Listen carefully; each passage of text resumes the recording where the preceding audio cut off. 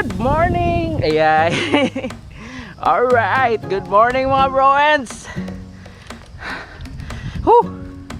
Hangak naman bago pagali. So, padulong takaron sa kuwan. Hindi, magtagalog muna tayo ngayon. Ay. So, daming so. Papunta kami ngayon sa doon sa sa may Cafe Libona. May bago daw doon na tourist spot. So, we're going to check it. Currently, we're at Kamaman-an. So, tapos na kaming mag-uphill. So, ito yung mga ruta na easy lang sa yung mga veterans. Pero welcome. Pero sa amin, tulad namin mga newbie pa, talaga napakahirap tong route na to. So I'm here with Ricky. Ano to? Tara, yo. And bro Alistair. Science represent. So kita-kits later. Alright. Broken glass while I'm thinking in my head. I mind my own, I don't even break a sweat. Oh, this madness is insane. Why you still live in vain? I'm not the one, you're the victim of your own mistakes. It's sad to hear the lights under the street lights, under the street lights.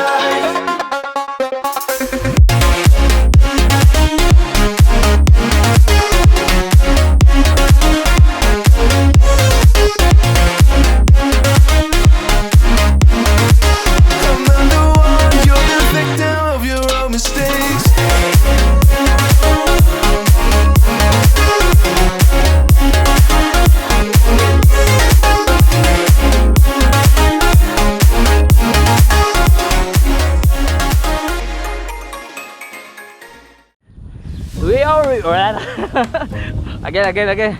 Alright, yay. Approaching Chili's. Basta, yun na yun. So, we're now at Kiniog and hopefully hindi uulan mamaya. Bro, saan tayo kakain? So may cafeteria na pala. Social cafeteria. Sa cafeteria bro. Ano yun? So yun, punta kami doon sa bundok na yun. Kita ba? Yun, punta kami doon. Dun.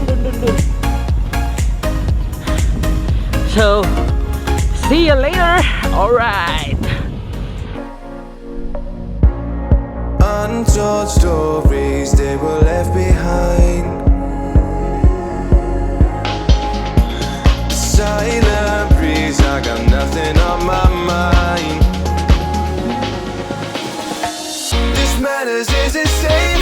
Why you still live in vain? I'm not the one, you're the victim of your own mistakes. It's sad to hear the lights under the street lights, under the street lights.